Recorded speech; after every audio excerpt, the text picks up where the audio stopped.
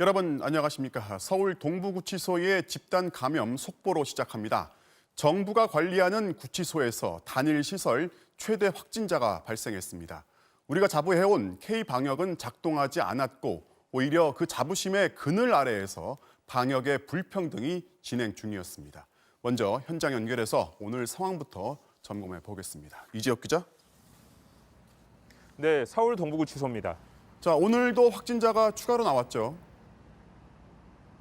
네, 오늘도 수용자 7명이 추가 확진 판정을 받았습니다. 새로 코로나19 검사를 한 건 아니고요.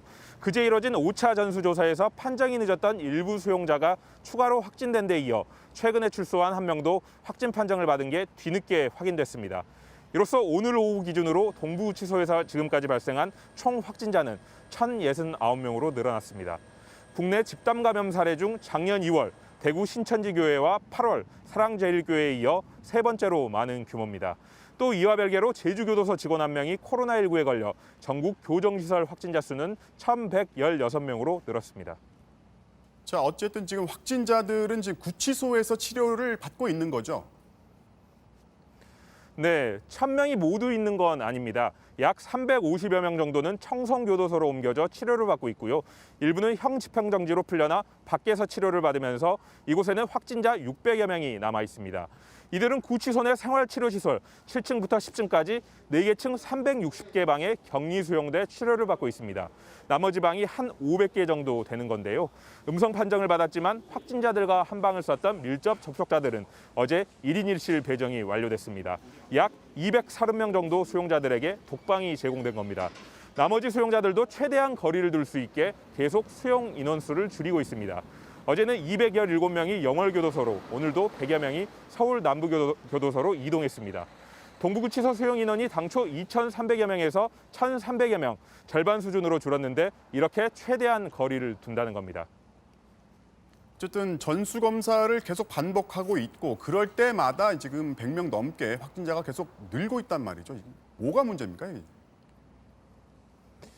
지금까지 5차례 전수조사가 실시됐는데 1차 187명, 2차에서 300명으로 확진자 수가 정점을 찍었고 이후 5차 전수조사까지도 확산세가 크게 잡히지는 않은 모습입니다. 5번이나 전수조사를 하면서 확진 판정을 받으면 검사 대상에서 빠지고 또 음성 수용자들은 앞서 말씀드린 대로 일부 다른 시설로 이송됐는데요. 문제는 이렇게 검사 대상이 줄었는데도 확진자 규모는 큰 차이가 없다는 겁니다. 이제야 격리하고 거리를 두고 있지만 이미 수용자들끼리의 광범위한 밀접 접촉이 장기간 방치되면서 잠복기인 감염자 상당수가 여전히 섞여 있는 것으로 보입니다. 자, 무증상 감염자가 섞여 있다면 검사를 할 때마다 확진자가 더 나올 수 있다는 얘기잖아요. 네, 내일 다시 6차 전수검사가 시작되는데 전문가들은 추가 확진자 수가 크게 줄어들긴 어렵다고 전망하고 있습니다. 앞서 230명 정도 밀접 접촉자들에게 1인 1실이 배정됐다고 전해드렸는데 사실 이들 가운데 상당수는 이미 전염된 무증상 감염자일 가능성이 높고요. 또 감염이 안 됐더라도 수용자들이 혼자 방을 쓴 지 불과 이틀 만에 다시 검사를 하는 거니까 추가 전파를 얼마나 막았을지는 미지수입니다. 네, 현재로서는 지켜보는 수밖에 없어 보입니다. 자, 잘 들었습니다. 지금까지 인권사업팀 이재욱 기자였습니다.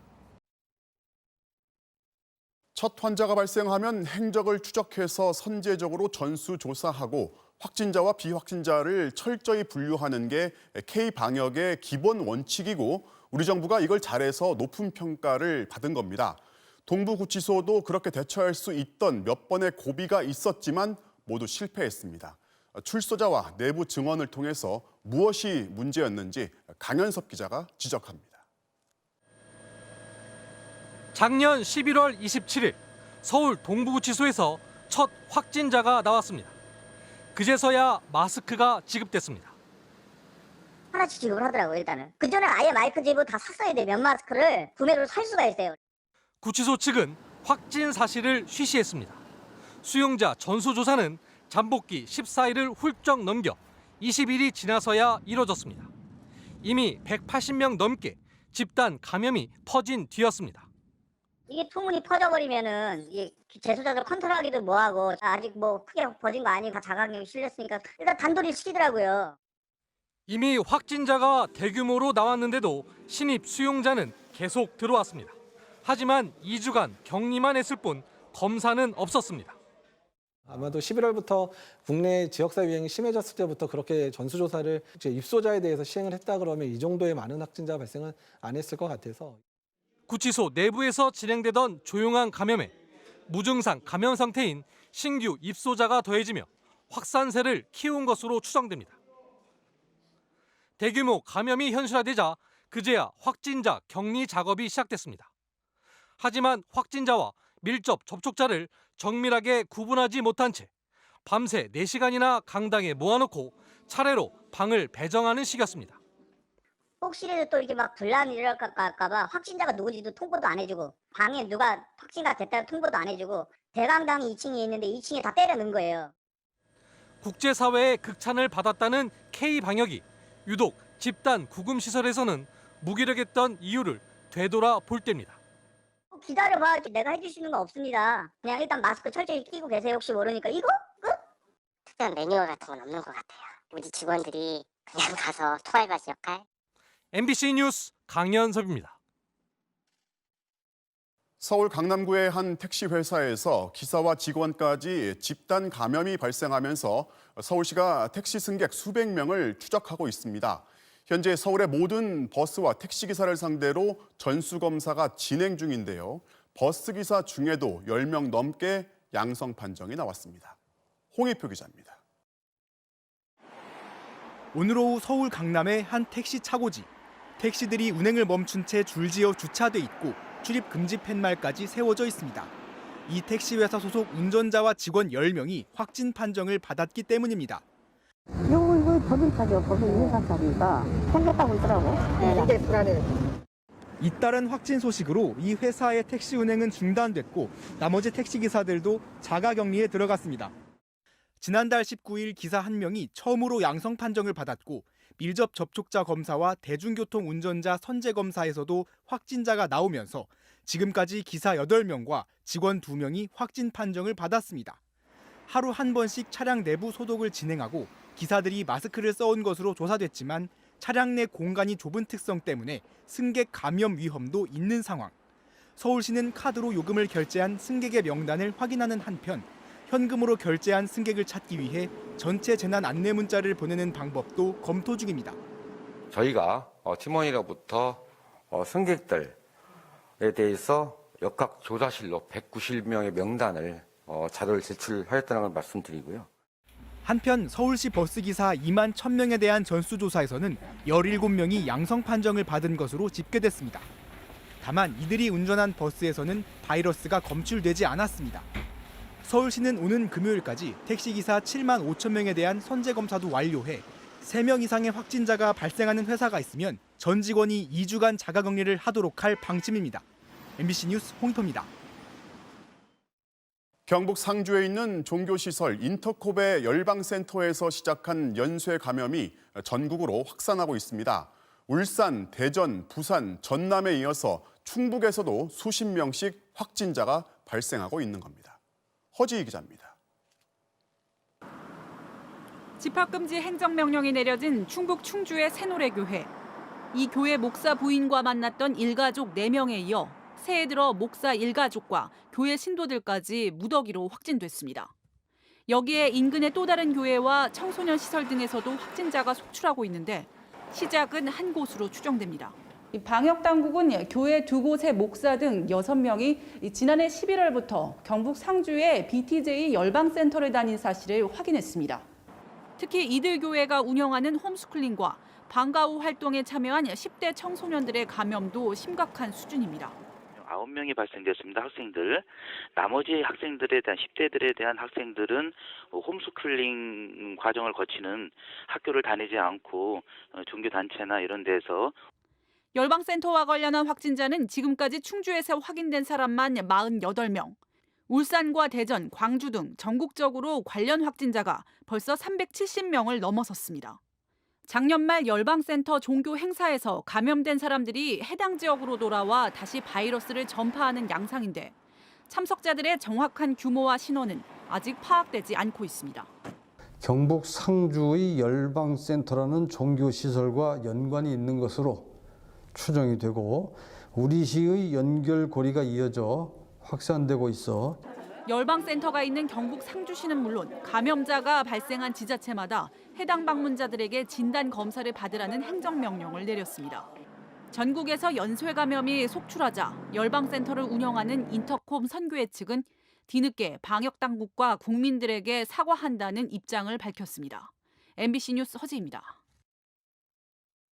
정부가 지금의 거리 두기 단계를 연장하면서 태권도장, 검도장 같은 일부 운동시설은 제한적으로 운영을 허용했습니다. 아이들 돌봄 기능을 인정해 준 건데요. 그러자 다른 업종은 형평성에 어긋난다면서 반발하고 있고 일부 업장은 항의 차원에서 문을 열고 있습니다. 김수근 기자가 취재했습니다. 서울 용산구의 한 헬스장. 사회적 거리두기 2.5단계 연장으로 앞으로도 2주 더 운영할 수 없게 됐지만 오늘 문을 열었습니다. 더 이상은 문을 닫을 수 없다는 이른바 항의성 영업 재개였습니다. 회원들에게는 미리 샤워장은 이용할 수 없다. 다만 방역 수칙을 지켜가며 밤 9시까지 운영하겠다는 공지를 전달했습니다. 이용자도 과태료 10만 원 있습니다. 그래서 그 부분은 우리가 책임져 주겠다. 이렇게 말씀을 드렸고. 스키장은 물론 태권도나 발레 같은 학원으로 등록된 실내 체육은 제한적으로 허용되면서 논란은 더 커졌습니다. 9명까지 수강할 수 있는 태권도는 되고 1대1 교습이 이루어지는 헬스는 안 되는 건 공평하지 않다는 주장입니다. 저 진짜 지금 죽을 것 같아요. 저도 그거 아세요? 거기다가 이렇게 일을 하고 있는 저희 트레이너들도요. 일용직을 하고 있어요. 회원 출입은 허용하지 않고 문을 여는 방식으로 시위에 동참하는 헬스장도 있었습니다. 실내 체육 업종에 대한 엄격한 잣대만 들이밀 게 아니라 실제로 영업을 하면서 확진자 수를 같이 잡아갈 수 있는 좀. 당구장, 필라테스 등 영업 제한으로 계속 문을 닫게 된 다른 체육시설 대표들은 더불어민주당사 앞에서 시위를 벌였습니다. 마스크를 쓰고 입장에서 가는 순간까지 마스크를 벗지 않습니다. 운동복도 다 챙겨 입고 오기 때문에 이 시설에 대한 그 지식이나 이런 것들이 너무 부족한 상태에서 지금 대책을 다 마련하신 것 같아요. 2주 만에 문을 연 태권도장엔 오랜만에 아이들의 힘찬 구령이 울려 퍼졌지만 역시 숨통이 트이지는 않았습니다. 순진하게 잘 지켜주는 사람들한테는 그에 맞는 대우를 해줬으면 좋겠습니다. 뭐 금전적인 부분이 아니라. 곳곳에서 불만이 속출하고 있는 데 대해 방역당국도 보완의 필요성을 인정했습니다. 시설 간의 형평성에 대한 문제 제기가 여러 분야에서 제기되고 있는 것을 잘 알고 있습니다. 현장의 의견 등을 반영해서 수정 보완해 나가는 것이 필요하다라고 판단을 하고 있습니다. 다만 당장 조정은 어렵고 거리두기 연장이 끝나는 오는 17일 이후에 검토하겠다는 계획이어서 논란은 계속될 것으로 보입니다. MBC 뉴스 김수근입니다. 새해 연휴 동안 600명대까지 내려갔던 신규 확진자 수는 다시 1000명대로 증가했습니다. 새로운 집단 감염도 계속 발생하고 있지만 정부는 전반적으로 관리되고 있다고 평가합니다. 먼저 정부가 판단하는 현재 상황을 조희영 기자가 보도합니다. 서울 강북구의 한 지역 아동센터. 성탄절 전날인 지난달 24일부터 27일까지 센터 직원 등 여러 명이 이곳에서 숙식을 하고 다과 모임도 열었습니다. 이후 직원과 그 가족 그리고 시설을 이용한 학생을 포함해 모두 16명이 코로나19에 감염됐습니다. 최초 확진자로부터 시설 관계자에게 전파되고 추가 확진자에서 이용자와 가족으로 전파된 것으로 파악되어 조사 중입니다. 새해 연휴 기간 조금씩 줄어들던 코로나19 신규 확진자 수는 사흘 만에 1000명대로 올라서 오늘 1020명을 기록했습니다. 하지만 방역당국은 최근의 3차 대유행은 전반적으로 관리가 되고 있다고 평가했습니다. 동부구치소에서 120명, 광주 요양병원 등 요양병원에서 200여 명이 추가 확진되는 등 일부 집단의 대규모 감염이 한꺼번에 쏟아져 확진자 수가 늘었지만 정체 혹은 완만한 감소세는 유지되고 있다는 분석입니다. 지난 3주간 일주일 평균 지역 발생 확진자 수는 900명대 초반까지 줄었고 지난주 신규 집단 감염 건수도 직전 주의 절반 이하인 21건이었습니다. 확진자 한 명이 몇 명을 감염시키는지 보여주는 감염 재생산 지수는 이를 크게 웃돌다가 10월 중순 이후 처음으로 1.0까지 떨어졌습니다. 특히 서울의 경우 감염 재생산 지수는 0.99를 기록했습니다. MBC 뉴스 조희영입니다. 3차 대유행을 하루 1,000명 안팎으로 틀어막고 있지만 확진자 수를 폭증시킬 위험 요소는 여전히 우리 옆에 있습니다. 경로를 알 수 없는 감염, 변이 바이러스, 무엇보다 이 방역 피로감에 경계심이 흐트러질 수 있는 겁니다. 박진주 기자입니다. 잠재적 위험 중 첫 번째는 경로를 알 수 없는 감염과 취약시설의 집단 감염입니다.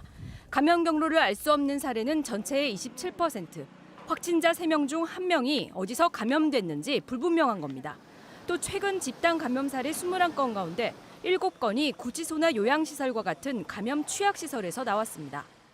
3차 유행이 증가세가 최근 들어 약간 둔화되었지만 지역 감염 위험이 상존하고 감염 취약 집단의 집단 발생이 지속되고 있으며 지역사회 전파는 확인되지 않았지만 영국과 남아공발 변이 바이러스도 긴장을 늦출 수 없게 하고 있습니다. 기존 코로나19에 비해 1.7배에 달하는 높은 전파력은 짧은 시간에 지금의 정체계를 뒤집고 폭증으로 이어지게 할 수 있습니다.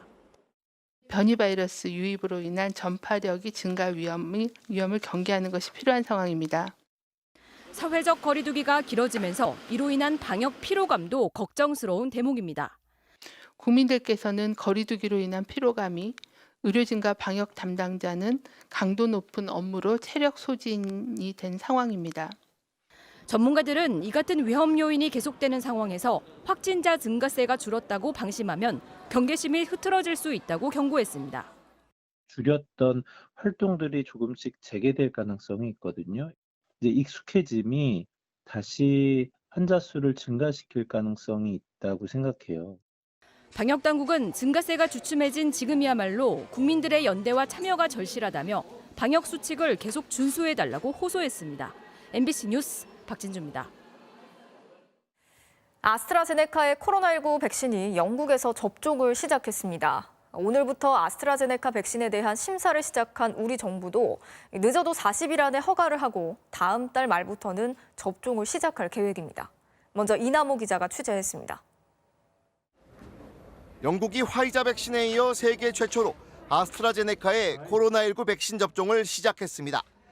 Yeah, we're fully set up, and we'll be aiming to vaccinate as many people as possible. But we anticipate, getting through many hundreds a day to start with, and that number will increase as the week goes on. 아스트라제네카는 오늘 한국에도 백신 허가 신청을 냈습니다. 식품의약품안전처는 최대한 빠른 시간 내 심사를 마칠 계획입니다. 통상 180일 넘게 걸리는 허가 심사를 늦어도 40일 이내에 끝내고 백신을 배포하기 전에 거쳐야 하는 국가 출하 승인도 일반적으로 2-3개월 걸리지만 20일 이내에 마치기로 했습니다. 허가 심사와 국가 출하 승인을 동시에 진행해 최대한 심사와 승인 기간을 줄이기로 했습니다. 40일 이내라는 거는 40일을 채운다라는 의미보다는 늦어도 40일이라는 의미가 있고요. 최대한 허가 기간을 단축할 계획임을 말씀드립니다. 이렇게 되면 다음 달에 바로 백신 접종을 시작할 수 있게 됩니다. 2월 말부터 아마 고위험 의료기관의 종사자와 또 요양병원, 요양시설 등의 집단생활, 집단시설에 계시는 거주 어르신들부터 접종을 시작할 예정입니다. 아스트라제네카 백신은 모두 1,000만 명분이 들어올 예정입니다. 정부는 아스트라제네카의 국내 위탁 생산업체인 SK바이오사이언스에서 생산된 물량을 우선 공급받을 계획입니다.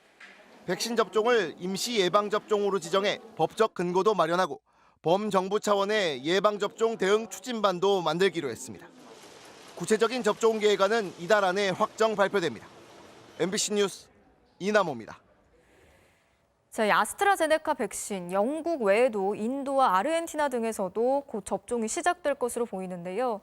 화이자나 모더나 백신에 비해서 보관이나 가격이 유리하기 때문에 여러모로 장점이 많습니다. 물론 안전성 검증은 철저히 해야겠죠.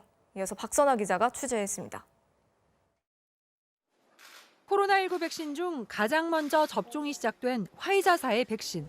화이자 백신 접종이 가장 빠른 나라는 미국도 영국도 아닌 이스라엘입니다. 인구 100명당 접종자 수가 13명에 가깝습니다. 반면 미국과 영국은 접종 시작은 빨랐지만 더디게 진행돼 인구 100명당 접종자가 1.5명도 안 됩니다. 화이자 백신은 영하 70도 이하의 초저온으로 보관 유통되어야 하는 신기술의 mRNA 핵산 백신입니다. 이 때문에 전국 250곳에 접종센터를 만들어 백신이 도착하면 바로 접종할 수 있게 한 이스라엘과는 달리 기존 의료 시스템을 이용한 미국과 영국은 화이자 백신 접종 속도가 느릴 수밖에 없습니다.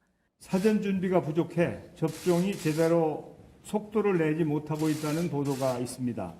많은 물량의 백신이 유통기한이 종료돼서 폐기해야 될지도 모른다고 하는 우려까지.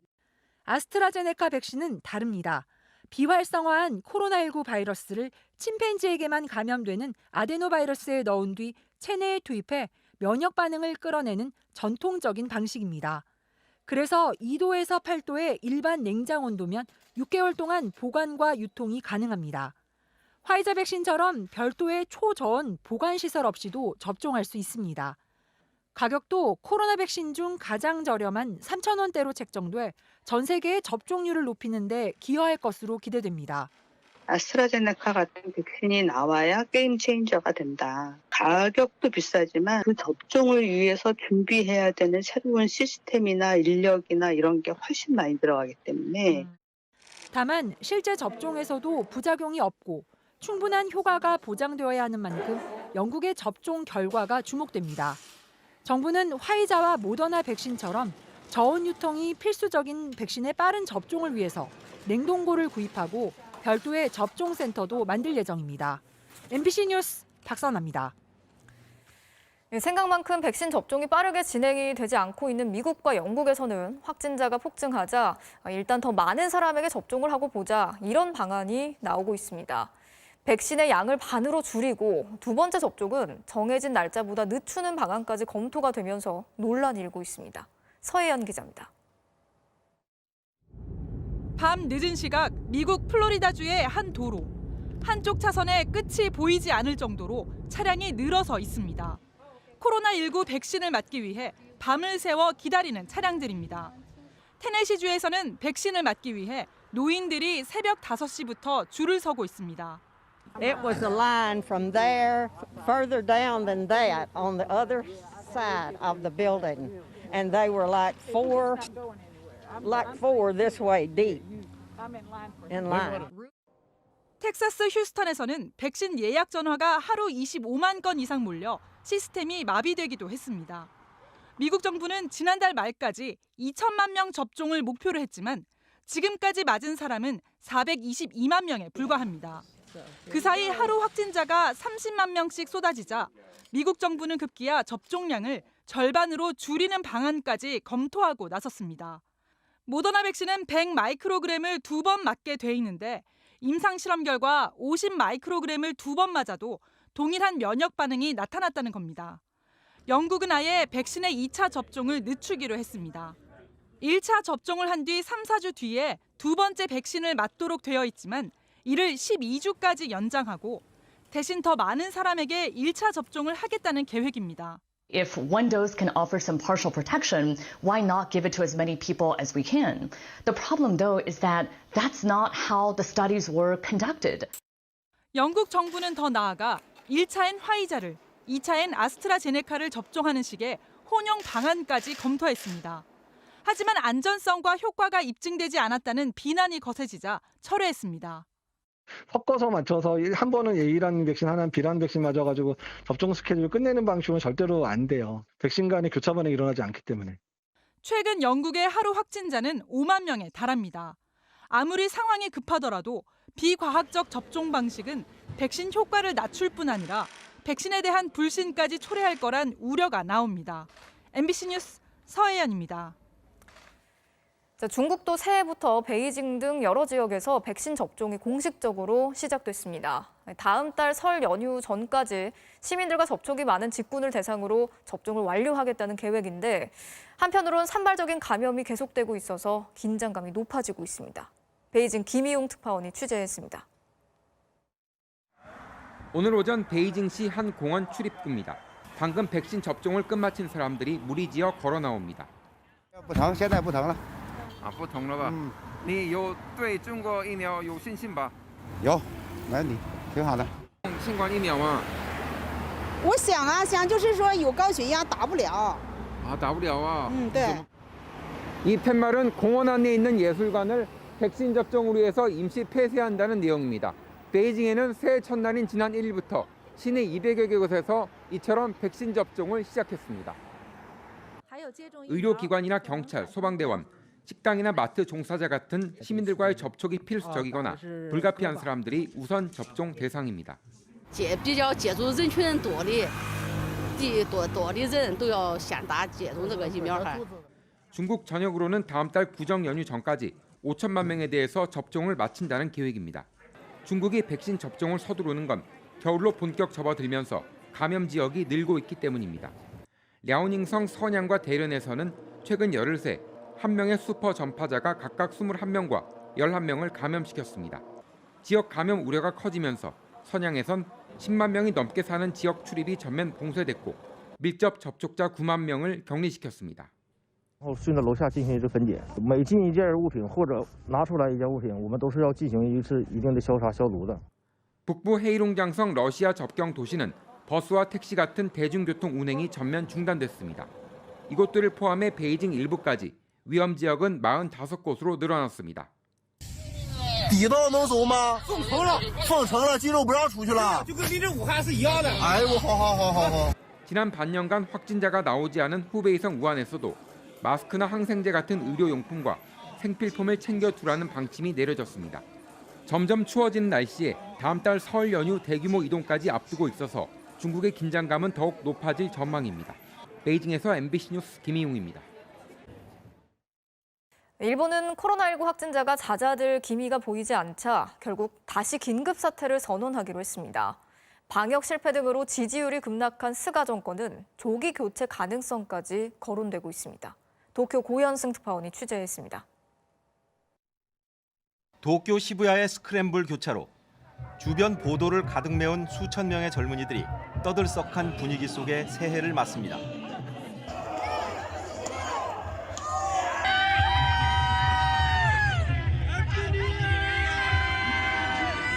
정부와 지자체가 자제를 요청하고 경찰도 통제에 나섰지만 별 소용이 없었습니다.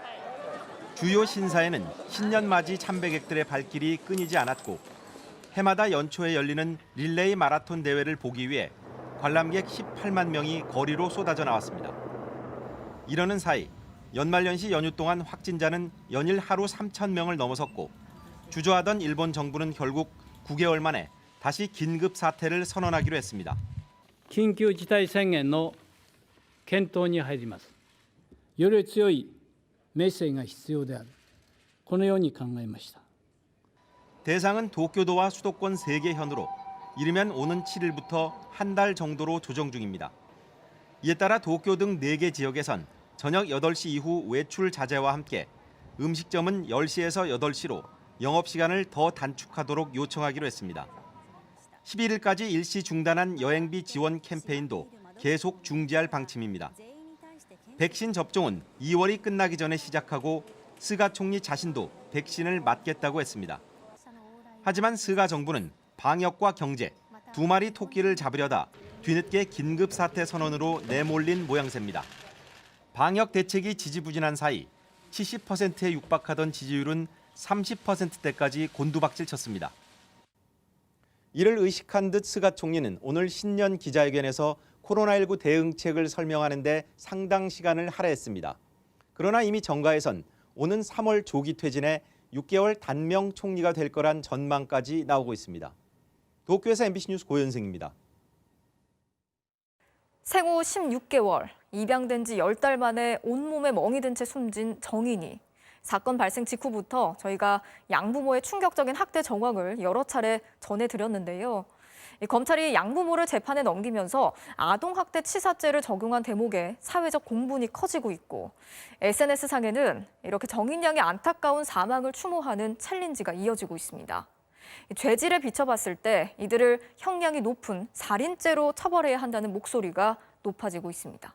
공윤선 기자가 취재했습니다. 숨진 정인이의 상태는 참혹했습니다. 두개골과 갈비뼈가 부러졌고 몸 안쪽 깊숙한 곳에 췌장까지 파열됐습니다.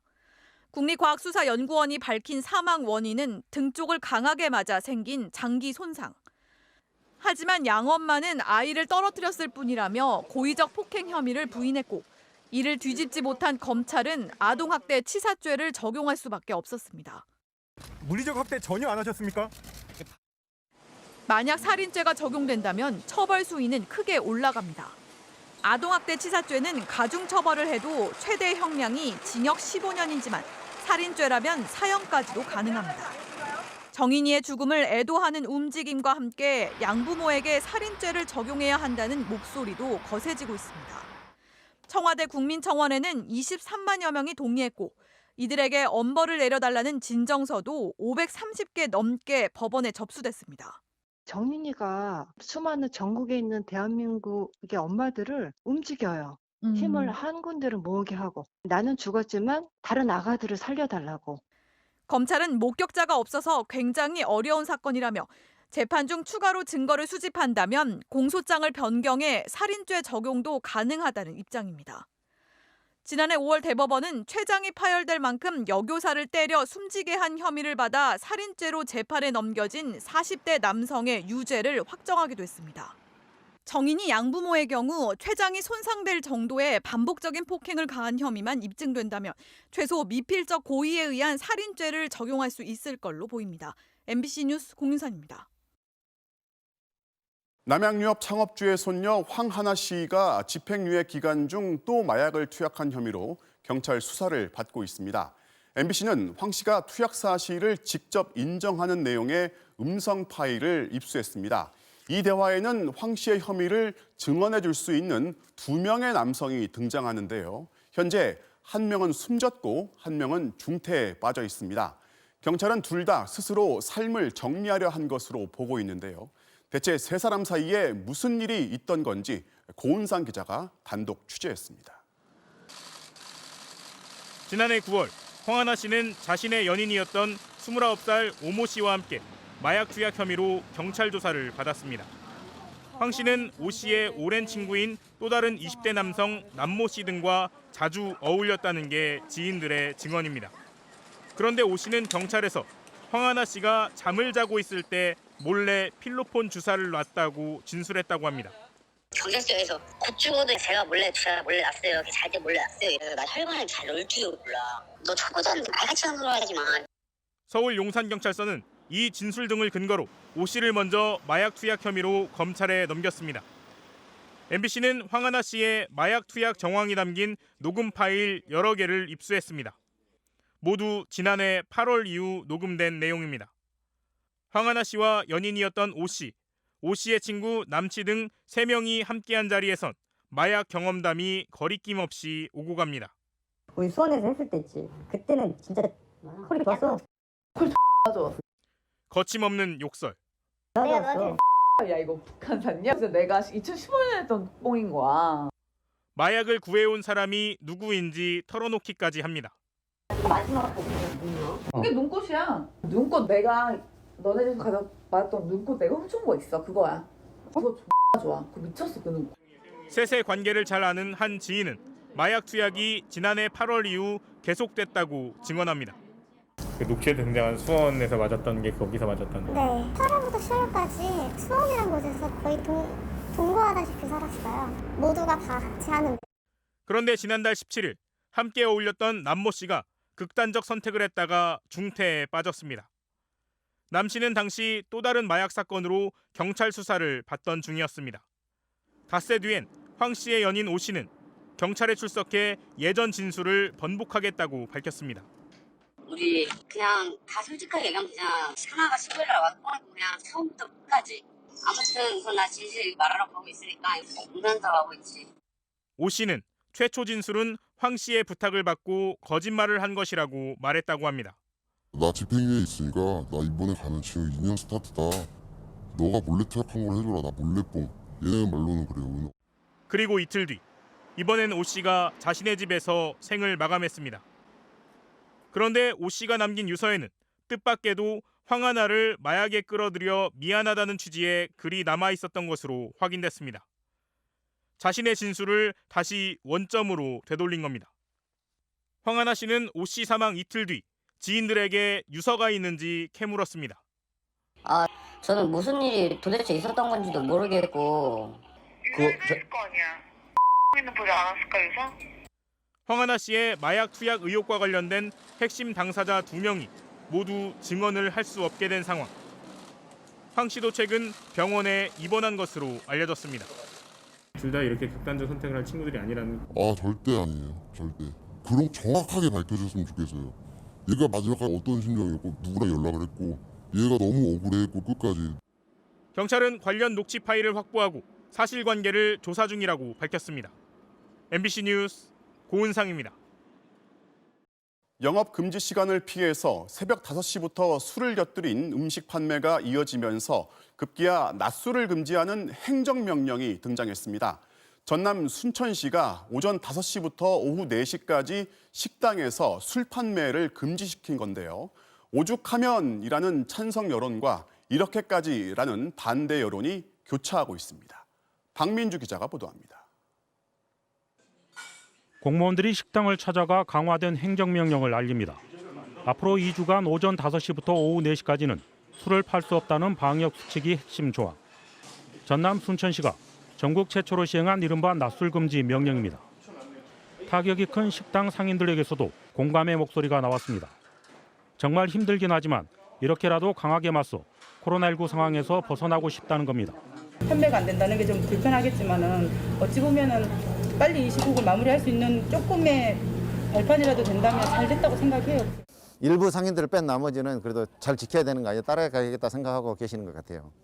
하지만 지금도 타격이 큰데 이렇게까지 해야 하느냐는 불만도 적지 않게 터져 나옵니다.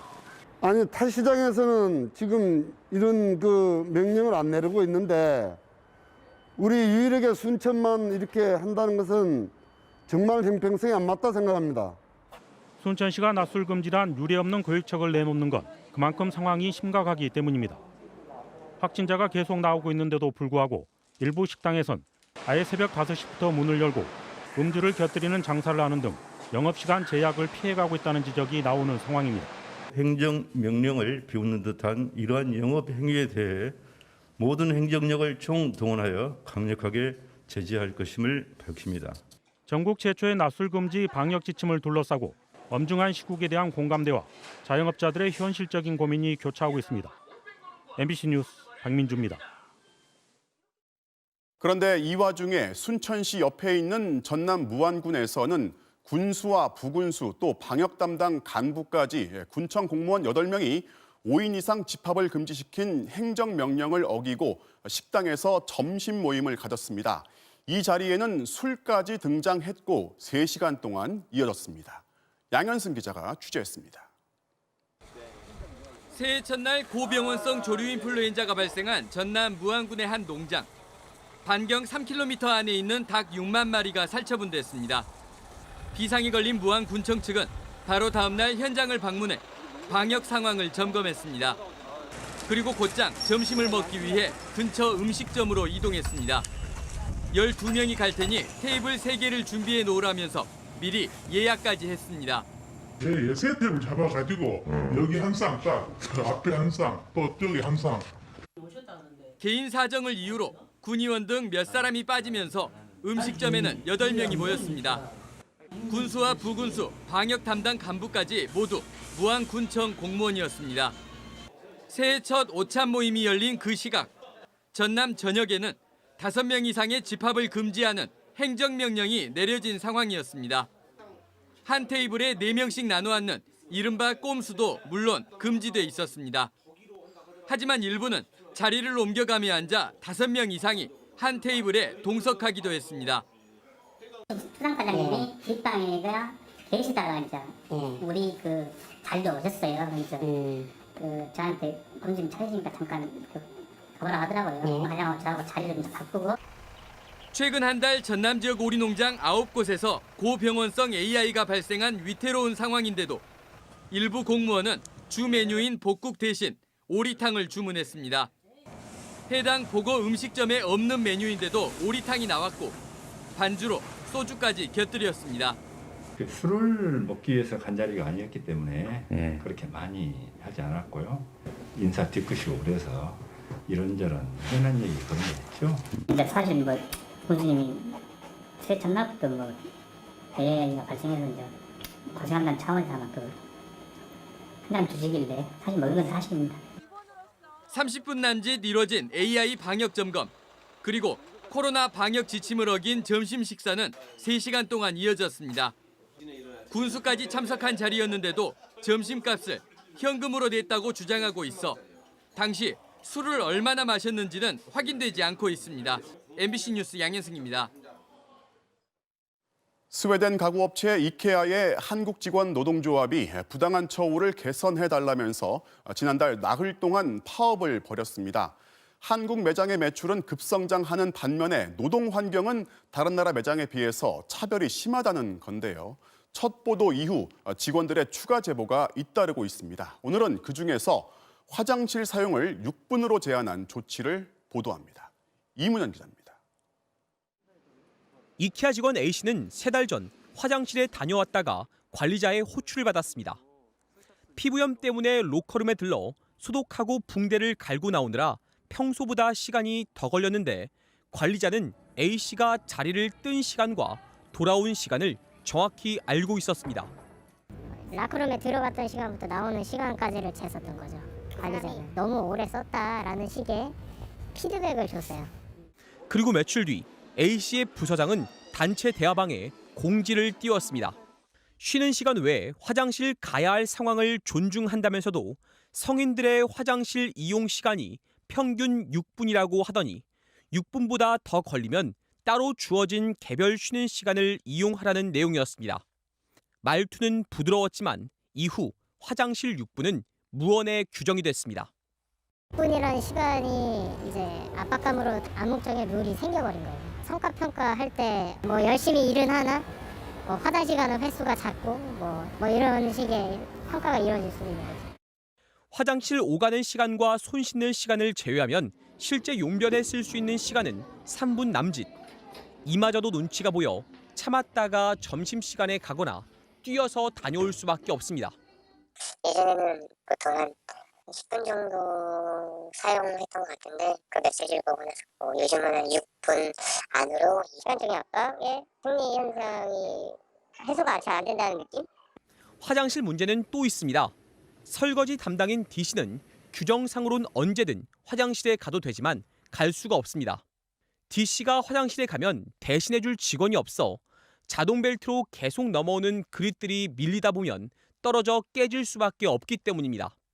결국 D씨는 소변을 참다 방광염에 걸렸습니다. 방광염약이에요. 입사해서 2개월 때부터. 저만 그런 줄 알았더니 많이 있으시더라고요. 정말 한 명이라도 더 여유 있게 해주면 화장실을 갈 수 있겠죠. 그렇다면 이케아 본사의 상황은 어떨까? 스웨덴 이케아 노조에 따르면 현지 직원들은 오후에 커피를 마시며 쉬는 이른바 피카 타임도 있고 2시간당 15분인 휴게 시간 외에도 언제든 화장실에 가고 물을 마실 수 있습니다. 당장 국내 대형마트들만 봐도 화장실 이용까지 제한하는 곳은 아무 데도 없습니다.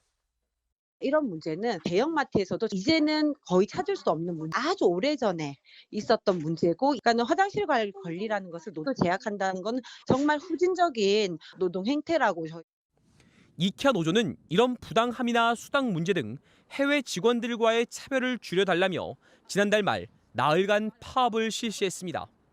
이케아의 지난 회계연도 매출은 6,600여억 원으로 1년간 33% 급성장했지만 파업한 직원들에게 이케아가 약속한 건 식대 500원 인상이 전부입니다.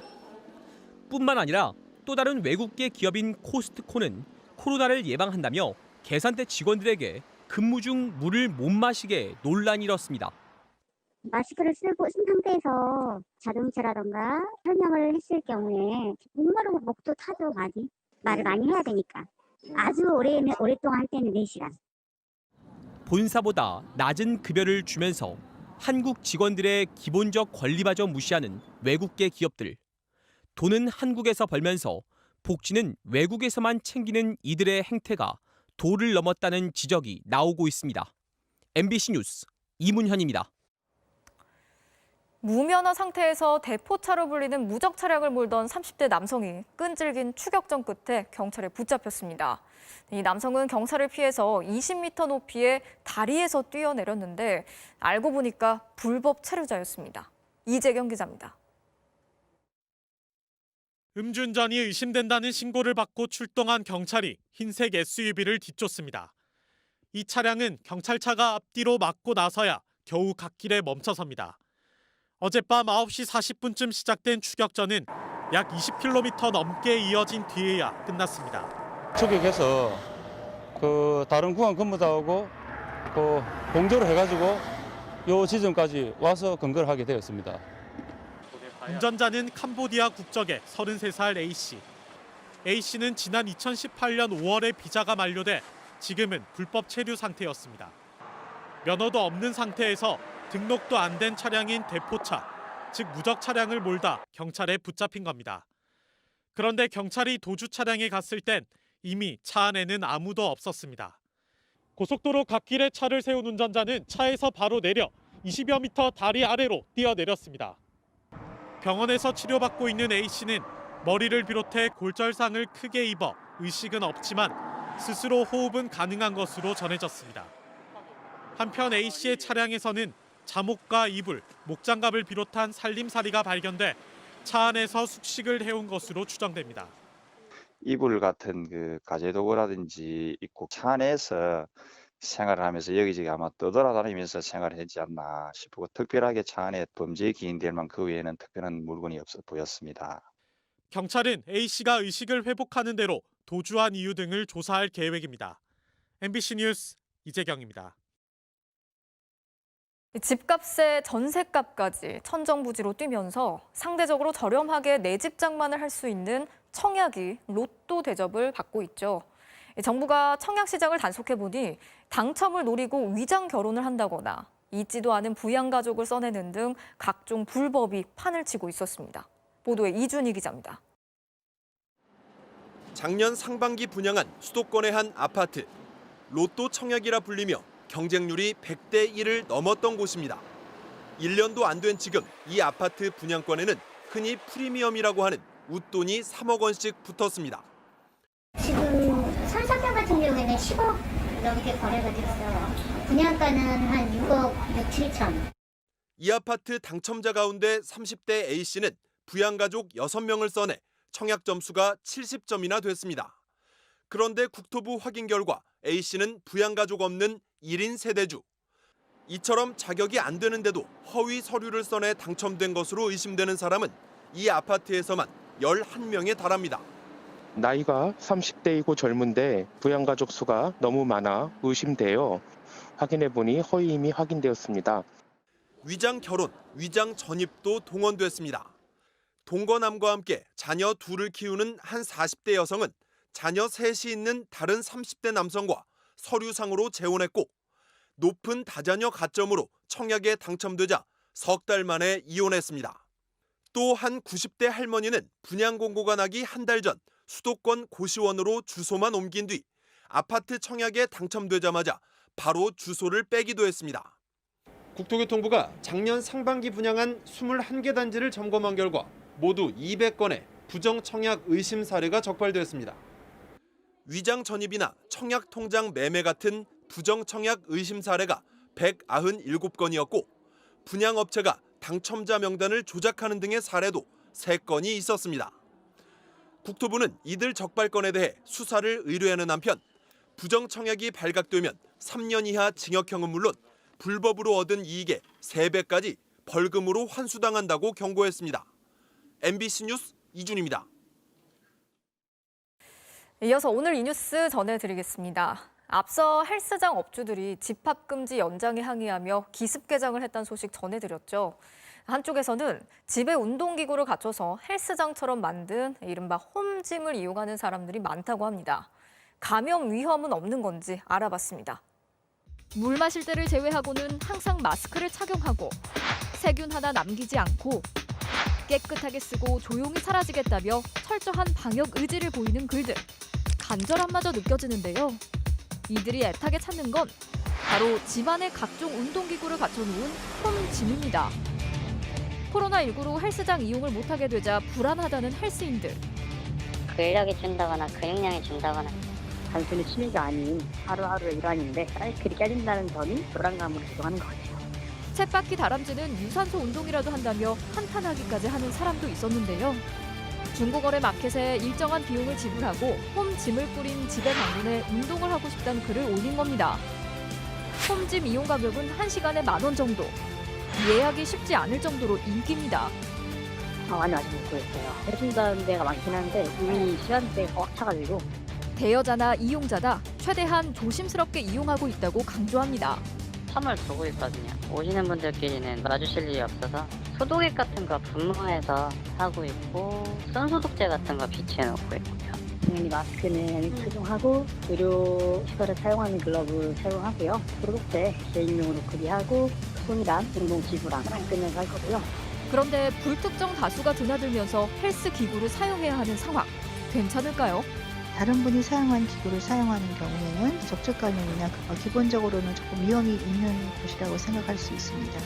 방역당국에서는 소독과 환기 등 방역 수칙을 지키고 가급적 여러 사람이 대여해서 사용하는 상황은 피해달라고 당부했습니다. 오늘 이 뉴스였습니다.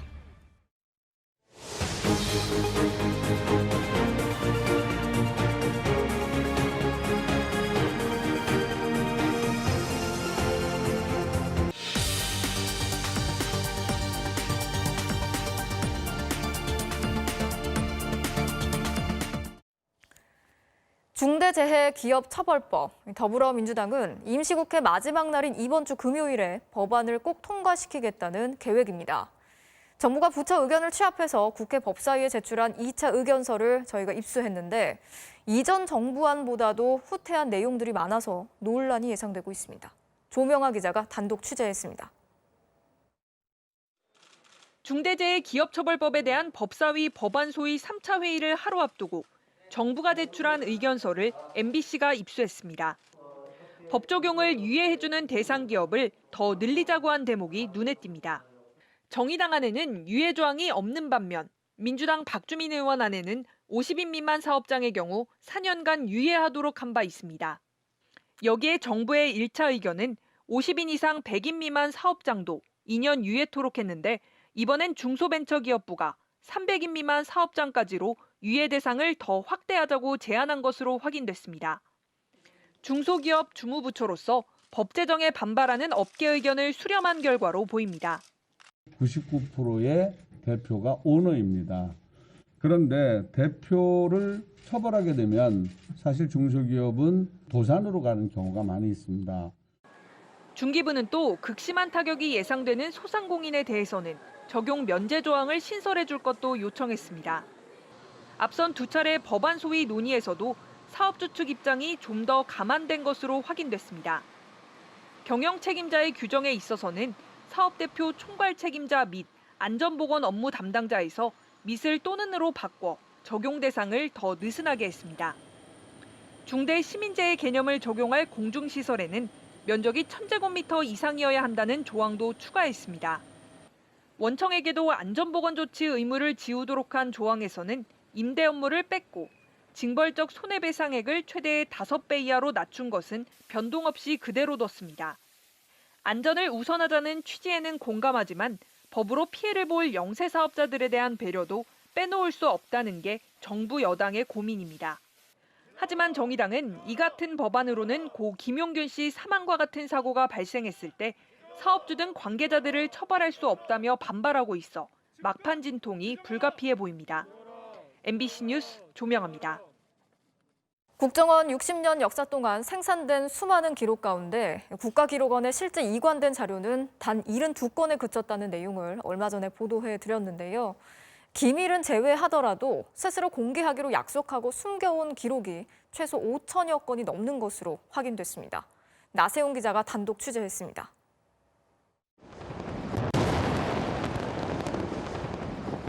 지난 2009년 북한의 2차 핵실험 직후 만들어진 국정원 문건들의 목록입니다. 빌 클린턴 전 미국 대통령의 평양 급파와 북한의 육자회담 복귀 등 긴박했던 한반도 상황을 기록한 것으로 추정됩니다. 당시 북한도 미국이 메시지를 전달했다고 밝혔습니다. 빌 클린턴은 바라크 오바마 미 합중국 대통령의 구두 메시지를 정중히 전달해 드렸습니다. 국정원은 이 문건들을 공개 대상으로 분류해 제목과 보존 기한 등을 홈페이지에 게시했습니다. 법대로라면 이미 국가기록원에 있어야 할 문건들입니다. 하지만 확인 결과 이 문건들은 기록원에 없었습니다. 안보 관련 문건뿐만이 아닙니다. 이라크의 중고차 수입 규제, 중동 미용시장처럼 기업 이용에 필요한 해외 경제 정보는 물론 국정원 공식 보도자료조차 없습니다. 국정원이 홈페이지에 정보 목록을 게시하기 시작한 2005년부터 2009년까지 살펴봤더니 목록에 있는 8,500여 개 문건 가운데 작성 시부터 공개하겠다고 한 주요 문건은 5천여 건. 국민들이 볼 수 있도록 자체 보관 기간이 지난 만큼 반드시 국가기록원에 보냈어야 하는데 단 한 건도 이관하지 않은 겁니다. 기록물법 위반이고요. 실제로는 그거 자체가 국민들의 알 권리를 굉장히 침해하고 있다. 그렇게 생각이 됩니다.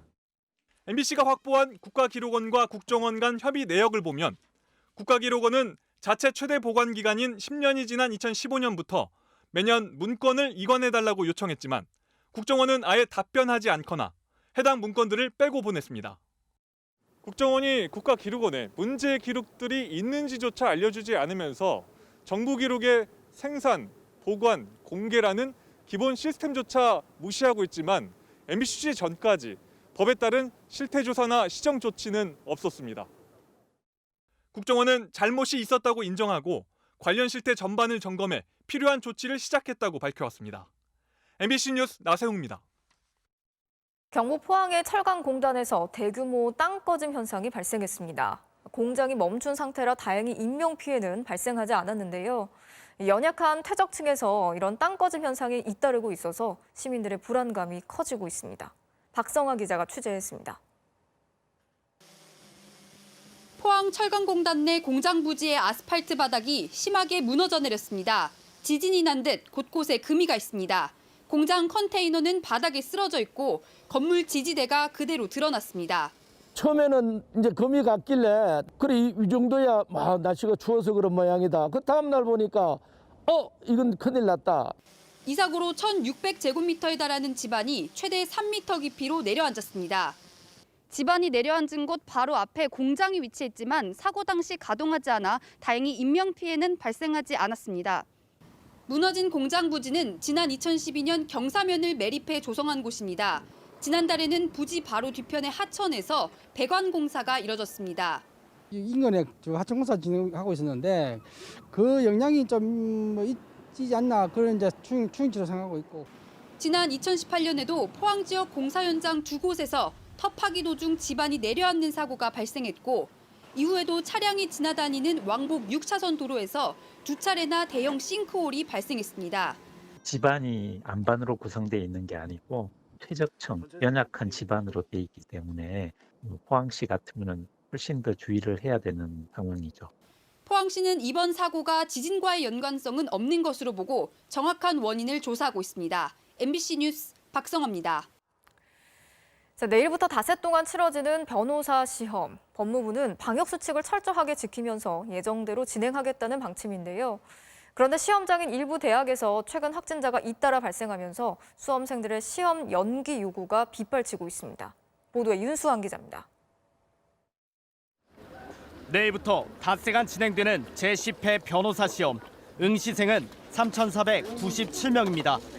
법무부는 학생들의 지역 간 이동을 최소화하기 위해 기존 9개였던 시험장을 전국 25개 모든 법학 전문대학원으로 늘렸고 그동안 돌려쓰던 법전도 하나씩 지정해 각자 책상에 놓고 사용하도록 했습니다. 또 환기를 충분히 하고 점심 식사도 고사장 밖에서만 가능합니다. 하지만 응시생들의 불안은 여전합니다. 시험을 코앞에 둔 지난주부터 중앙대와 연세대, 이화여대 등에서 확진자가 나왔고 오늘은 서울대 기숙사에서도 추가 확진자가 발생했습니다. 모두 고사장으로 쓰이는 학교들입니다.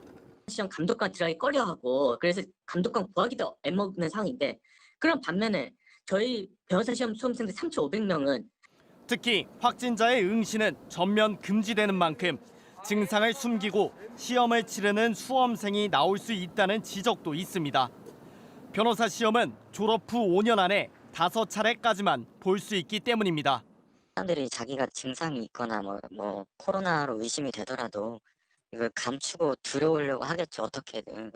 일부 응시생들은 이미 시험 연기를 요구하는 헌법 소원과 가처분 신청을 낸 데 이어 확진자가 나온 대학의 관할 자치단체 등을 상대로 역학조사를 요구하는 행정심판까지 제기하며 반발하고 있습니다. 헌법재판소는 조금 전 확진자에게도 시험을 볼 수 있도록 보장하라며 이들의 신청을 일부 인용하는 결정을 내렸습니다. 법무부는 지금까지 수험생 가운데 확진자나 밀접 접촉자는 없다며 문제 출제 등 시험 준비에만 6개월 넘게 걸리는 점 등을 고려할 때 연기는 어렵다고 밝혔습니다. MBC 뉴스 윤수환입니다. 지난주 제주 해상에서 뒤집혀 침몰한 어선의 선체 일부가 오늘 인양이 됐는데 이 과정에서 한국인 선원 시신 한 구가 추가로 발견됐습니다. 해경이 인양된 선체 내부를 수색했지만 추가 실종자는 나오지 않았습니다. 김항섭 기자가 취재했습니다. 인양 작업은 오전 10시에 시작됐지만 32명 민원은 오후가 돼서야 서서히 물 밖으로 모습을 드러내기 시작했습니다. 시신 유실에 대비해 선체를 그물로 완전히 감싼 뒤 인양을 했는데 사고 엿새 만에 물 밖으로 나온 배는 앞부분이 완전히 부서져 사라진 상태였습니다. 4시간 넘게 진행된 인양 작업에서는 그물을 끌어올리는 양만기를 먼저 물 밖으로 꺼낸 뒤 선미 부분에 대한 인양이 진행됐습니다. 인양 작업이 이루어지는 동안 근처 바다를 수색했는데 이때 시신 한 구가 추가로 발견됐습니다. 우리나라 선원 65살 장모 씨였습니다. 배가 전복된 뒤 6시간 동안엔 선원 5명이 배 뒤편 선실 안에 모여있다는 휴대전화 통화가 이루어졌었지만 인양한 배 안에선 아무도 발견되지 않았습니다. 해경은 다른 쪽면 파손된 공간을 통해 시신이 유실됐을 가능성을 제기했습니다. 실종자들이 위치해 있던 침실 부분이 한쪽 부분이 완전히 파손이 돼서 그쪽 부분 아마 흘러나간 걸로 이렇게 판단이 됩니다. 사고 당시 배에 타고 있던 7명 가운데 선장을 포함한 우리나라 사람 3명의 시신만 발견되고 나머지 한국인 1명과 인도네시아 국적의 선원 3명은 아직 실종 상태입니다. 내일부터 사고 해역에는 비가 내리고 파도까지 높아지는 악천후가 예상돼 해경과 해군은 오늘 밤에도 계속 합동 수색을 실시할 계획입니다. MBC 뉴스 김항섭입니다.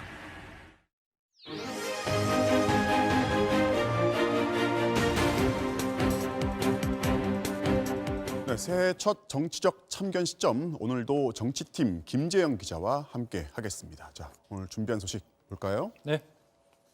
대통령의 사면 특혜 통합인데요. 자, 이낙연 민주당 대표가 이제 새해 화두로 사면을 던졌는데 정치권도 민심도 연일 시끄럽죠.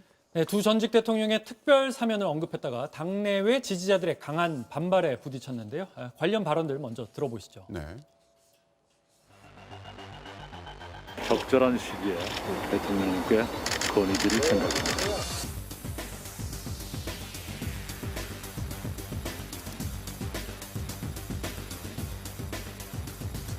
국민 통합을 이뤄나가야 한다는 저의 오랜 충정을 말씀드렸던 것. 국민의 공감대와 당사자들의 반성이 중요하다는데 반성을 하려면 잡아간 사람이 미안하다고 반성해야지 잡혀가서 감옥 가는 사람이 뭘 반성을 합니까? 사면을 하지 않겠다는 말이나 마찬가지인 것입니다. 사면을 가지고 장난쳐서는 안 될 것입니다. 묻지마식의 사면은 동의할 수가 없고요. 사과 반성 전혀 없는 전두환 씨를 사면시켜봤더니 국민과 역사 앞에서 얼마나 당당했습니까? 두 전직 대통령의 사면 국민 상식에서 바라봐야 합니다.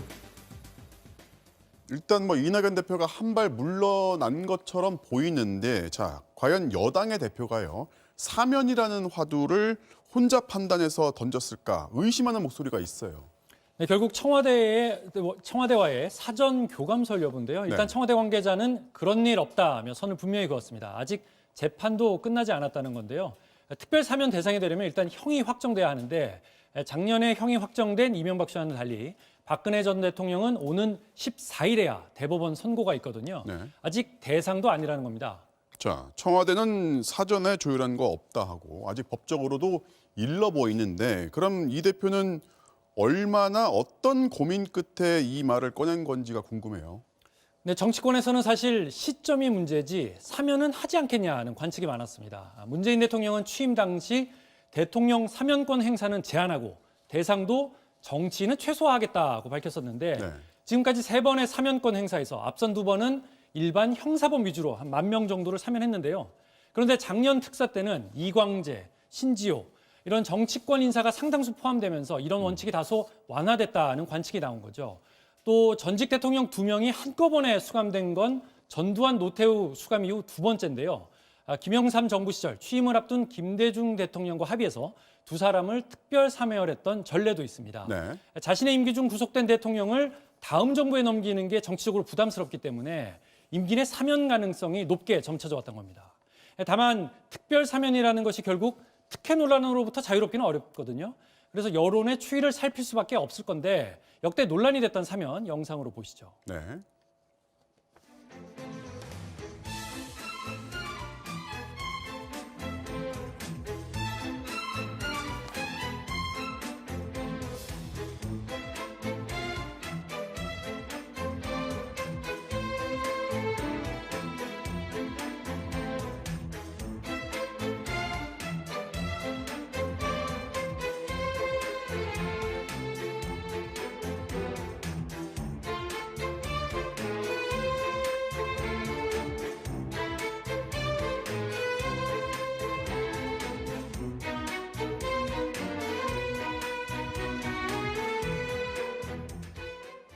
자, 특별 사면은 이승만 대통령 때 정부 수립 기념 사면이 최초였고요. 횟수로는 박정희 정부가 25번으로 가장 많았고 다음으로는 전두환 그리고 이승만, 김영삼 정부 순이었습니다.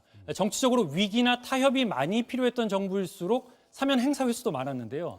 경제인 사면처럼 특혜 논란이나 사면권 남용 같은 문제가 제기되면서 근래로 오면서는 극히 제한적으로 행사되고 있는 추세입니다. 이게 국민 통합을 위해서 꺼낸 말이라고 한다면은 지금의 상황만 봐도 사면으로 통합하기는 쉽지 않아 보입니다. 오늘은 여기까지 듣겠습니다. 지금까지 김재영 기자였습니다.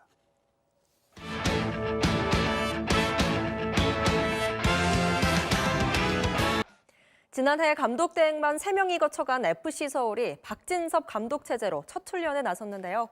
박 감독과 기성용 선수 모두 명가 재건을 목표로 내세웠습니다. 이명록 기자입니다. 최용수 감독 사퇴 이후 4개월 동안 감독 대행만 무려 3명. FC 서울 지휘봉을 잡는 과정도 순탄치 않았던 박진석 감독은 선수단과 함께 그라운드를 뛰면서 첫 발걸음을 뗐습니다. 지난해 안팎으로 터진 각종 악재, 강등권까지 경험한 끝에 1부 리그에 살아남으면서 바닥까지 떨어진 사기를 끌어올리는 게 급선무입니다. 다시 이 팀을 우리나라 대표할 수 있는 구단으로 만들고 싶었기 때문에 도전을 했고요. 박 감독은 좋은 성적을 내고도 감독이 교체된 최강 전북과 울산을 경쟁자로 삼았습니다. FC 서울이 있어야 위치는 상위 그룹이라고 생각하고요. 우선권에서 전북이나 울산 그 두 팀의 강력한 라이벌이 돼야 될 것 같고 우여곡절 끝에 FC 서울에 복귀했지만 부상으로 뭔가 보여주지 못한 기성용도 새 시즌에 대한 중요성을 누구보다 크게 느끼고 있습니다. 저도 마찬가지고 주영 형도 마찬가지고 작년보다 좀 더 경기력적인 부분에서 좀 더 도움이 될 수 있도록 패할 때까지는 같은 옷을 입겠다며 한여름에도 겨울 양복을 입고 광주FC의 승격을 이끌었던 박진석 감독. 추락한 명가의 재건이라는 새로운 도전에 나섰습니다. MBC 뉴스 이명범입니다.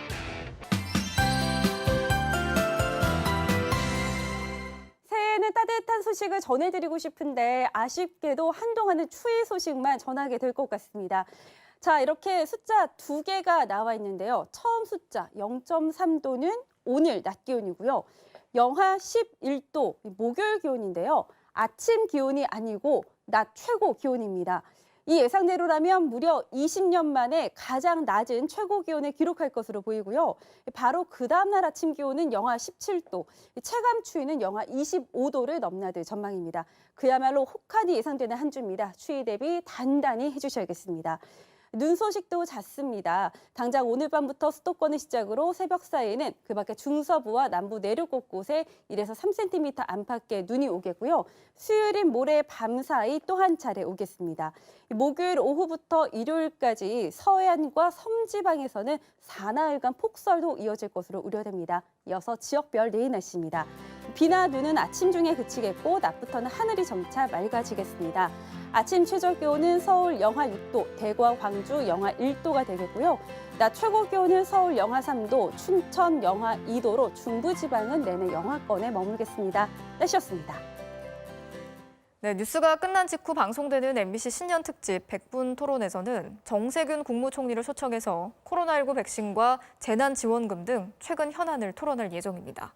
뉴스 마치겠습니다. 함께해 주신 여러분 고맙습니다.